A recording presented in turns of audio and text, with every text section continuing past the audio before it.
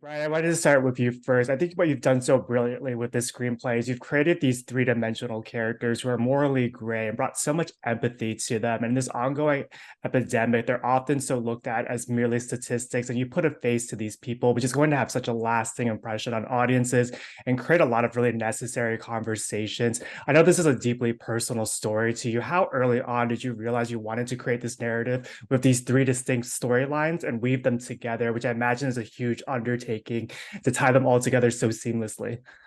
Yeah, well, thank you so much for saying that and picking up on what I was trying what I wanted the audience to achieve. So I appreciate that.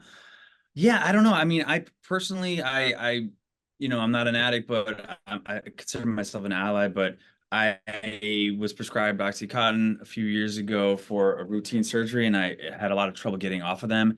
And I wanted to understand why a system was put in place, like a corrupt system was put in place to make addicts out of innocent people, and how seemingly good so many good people were cogs in this wheel, and how how they could live with themselves and the decisions that they made. And as an actor, I'm primarily interested in why people do what they do, and Mm. so it's less about explaining the opioid crisis. Like, you can read books. This is not an educational film. I mean, if you learn some things, that's great, but I fictionalized a lot of things. I really wanted to understand the humanity behind this and why people got involved in this, and got stuck in this crisis. So it's this crisis is so vast, it's affected millions and millions of people. I don't think you can just tell it through one story, especially Mhm. in 90 minutes of screen time. So that's the reason I wanted to split it up.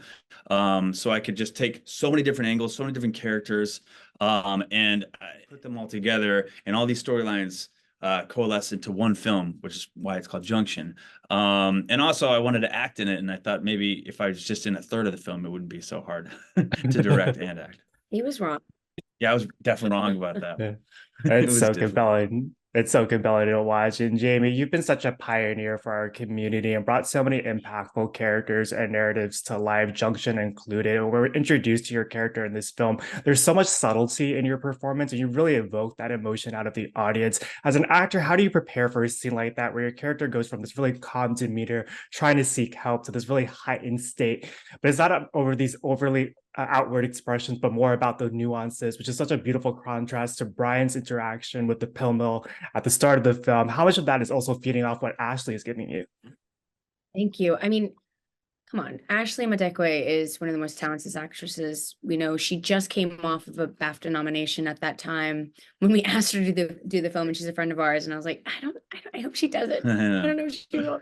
But we're so glad. But it's so easy, working when your scene partner is as good as she is. But unfortunately, there's so much resources and like material to study.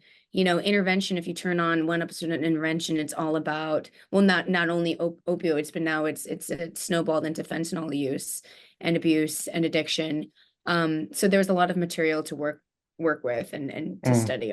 But I think it was really important to seemingly represent someone who is in a lot of pain and who just really needs this medication, who really needs oxy. And like you said, it's one of the most addictive things, but and if it's used in a correct way, like, I believe it's still used for cancer patients, it can help a lot of people. But I just think in the beginning in 2017, it was just so Well, even before widely, even 2007, yeah. before 2017, it was really widely misused Yeah. and Mhm. overprescribed, unfortunately. And Bryan, you can feel the passion and care that you brought to this project. And you established really early on in the writing process that you weren't an expert on this epidemic, and you sought out that research. As you were writing this, how were you able to balance incorporating everything that you learned while never losing sight of this being a character-driven narrative and also incorporating your own personal experiences? Yeah, you're asking great Yeah. questions, man. So, you know, initially I set out to write the script to really understand the abstract idea of the opioid crisis. It's so massive and overwhelming. So this is the way that I sort of, as a screenwriter, how I was trying to figure it out. I was asking questions like, how did this happen?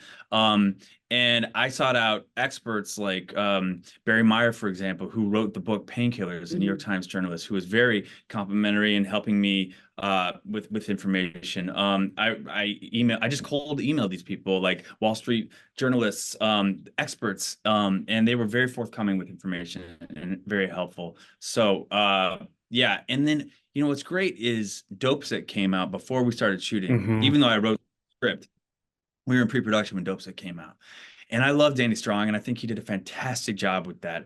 And it almost served like the precursor to Junction. Like it takes place time-wise, Junction takes place right after Dopesick. But what was great about it was such a relief because he did so much heavy lifting for an audience that I didn't have to do that. I took out all this exposition in my script. I didn't have to explain the opioid crisis to people because the audience at this point kind of knows what happened with the Sacklers pharma. So it really was a relief to me that I could just focus on these fictional characters that I created and just make it about that, make it about people. And Jamie, outside of being married to Bryan, how different is that filming experience when the person who's created these characters in this universe is also at the helm directing and also has experience in front of the camera? Is there a different shorthand that's created? What was that collaboration like? Well, Careful. Yeah. I think Bryan is such an amazing storyteller, and he worked furiously during COVID when I'm like, what are we gonna watch next? He was like hidden away in his room. Before we had kids. Yeah, before we had kids. Easier to write. And wrote this incredible script. So I know how much hard work he put into it.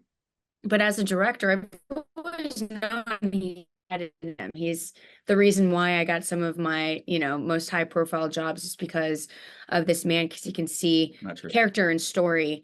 And he's fantastic. But I will say him directing is the only time that I will let him boss me around. But that is the only time he's in control. Which is why I need to make more movies. Yeah, Jamie in it. But yeah. So it's so easy working with him, and I'm so proud of him. And I think I answered your question. Yeah, you're also not giving yourself enough credit. You're incredible in this film, and not at all. Like, don't give me the credit for you getting your jobs. You're fantastic. Thank you. Even this job, like, I didn't cast you because you're my wife. I cast you because you're amazing. And no, but he also didn't cast me anything else because he asked me to audition. I was like, absolutely not. It's not like didn't ask me. I was joking, but he was serious. No, I wasn't.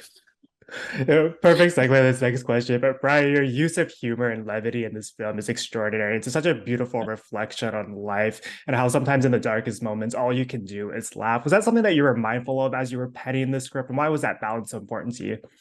I mean, like, as an actor, everybody always asks, like, what do you want to do, drama or comedy? And I'm like, I want to do both. And I want to do both at the same time because that's real. That's what I love, and I was very cognizant of not wanting to torture this audience because it's a dark subject matter, and it's going to be hard to ask for the audience already, So I didn't want to torture them, and I didn't want to make like addict porn. I wanted to make a movie like going back to about these characters and real people. And sometimes in the darkest moments, that's when we crack jokes. And so I did consciously layer a lot of levity in here because I didn't want to make it a brutal experience for the audience. I wanted them to fall in love with these people and care for them and be conflicted that they care for these people who are doing bad things. You accomplished that. And Jamie, you've also worked on projects of all sizes. What is it about independent filmmaking that excites you as a creative and a storyteller? Well, first of all, on independent films, no one makes any money. So everyone's there for the project because they believe in the project and they want to work with their friends. And I felt like this project was very much like that. The DP, for example, is a cinematic producer. He teaches cinematography. Yeah. I mean, at school. Does a lot of movies. He's a great DP. But for this film, he's like asked his students to be part of the crew, like everyone called in favors, everyone called in a friend, and we all band together to help tell the story. And we just had our LA premiere last night. Yeah. And it's so much different watching it on a big screen. Thank you for forcing me to do that, Bryan. But to see all of our friends, most of the actors on screen, and they're all powerful performances. It really is a testament to their passion for this project as well. Yeah. and their willingness to do it and help tell the story. So I think there's a different level of passion, I think, from Mhm. making these independent films versus doing, something on a much higher scale. Of course, there's passion there, but there's just a little bit more. There's a lot of red tape too. Yeah, there's Yeah. but I'm saying for these little films, Yeah. like there's just so much more love and more love involved. Yeah. Yeah. There's something so for sure. Yeah, something so special about watching a film that you've made on the big screen with a live audience. And Bryan, you have such a star-studded cast on this project. And I imagine as a writer, you have a strong sense of who these characters are. But when you cast your actors, you want them to make them their own. And when you're working with the best of the best on this project, how do you create the space for them to do just that and create an environment where they can tap into the emotional journey of each of these characters?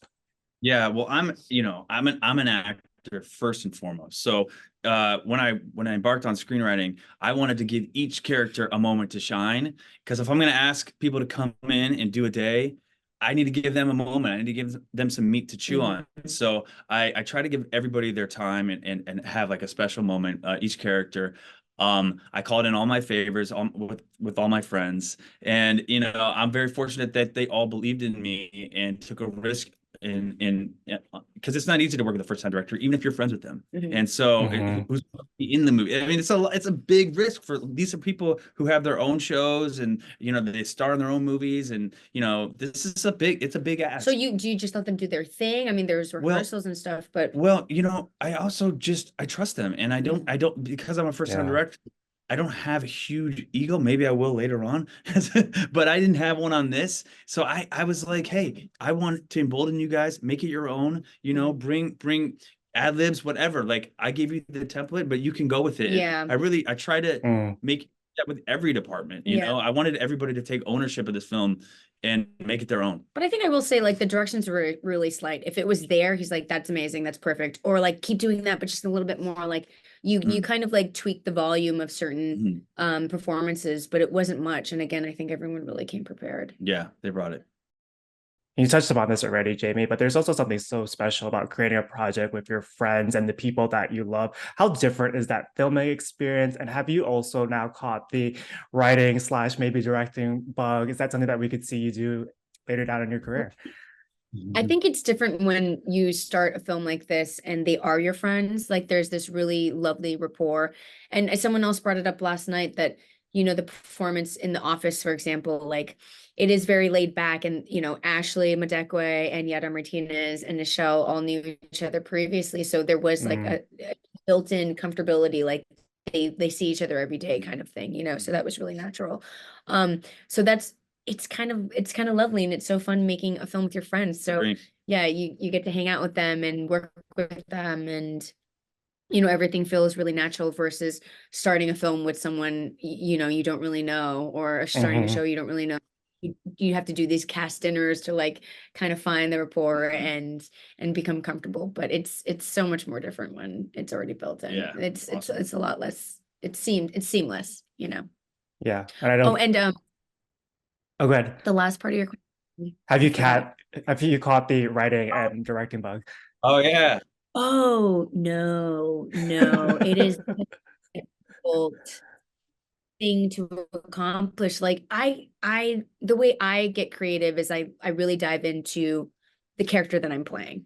I'm really I have tunnel vision when it comes to that. Like, the nuances, what do they eat, what do they like, what is their past, what are their past traumas, like what are their victories, like I love, and how does that kind of shape their behavior, or the person, or shape them into the person that they are in this moment. I love that research. I love living the life of someone else, so I can't think of story in the way Bryan does. I don't think of, like, I can think of my character's overall arc throughout a film, but like, I don't have time for everyone else's character, You can't. Just a muscle you have to like kind of. No. I don't know. I mean, I'd sit in front of a computer, like, I'd really like to write a short, but like, I don't know what. Hey. Like, there's so much more thought. 5 years and, from like, now, we'll be sitting here doing it. Yeah, I know. We'll see. But no, I have no, and I'm a terrible director. I'm like the meanest person when it comes to direction. If I have to put Bryan something, he's much more gentle. He knows how to talk to people. And I'm just like, he's like, any notes? I'm like, I don't know, just do something different. Do it better. Yeah, do it better. Thanks. Final question for you, Bryan. This project, like you were saying, has been 4 years in the making. What was the most surprising part about this experience? And now having written and directed, have you found those experiences behind the camera have now impacted the way that you approach your work on screen or vice versa? Yeah, I've been acting in a couple things since I've shot this, and I'm like, wow, acting's so easy. It's so much easier. Well, yeah, you have a whole new Just show up. respect Yeah, for people completely. Like I used to come up and just be on set and like, hey, can we move all this around and change this? And then I'm like, now that I've been a director, I'm like, oh no, weeks of preparation went into that. You're a dick for trying to change Yeah. it. You know what I mean? So I have a total new respect for each department, especially the post department, which I never experienced before. So that was a lot of fun for me to be in the edit and the whole post production process. But yeah, I don't know. Yeah.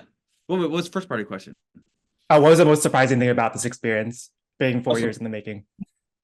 honestly, that it happened, you know, because it's almost impossible to make a movie. And, you know, I can't believe I wrote it. I can't believe we found the funding with the Sandguard Foundation. I can't believe, you know, we produced it. You know, I can't believe my friends came and played. I can't believe, you know, we made this movie. I can't believe it started winning festivals. I can't believe we're getting this like crazy response. I mean, I'm pinching myself at every phase of this. So it's pretty special. I'm kind of floating right now, to be honest.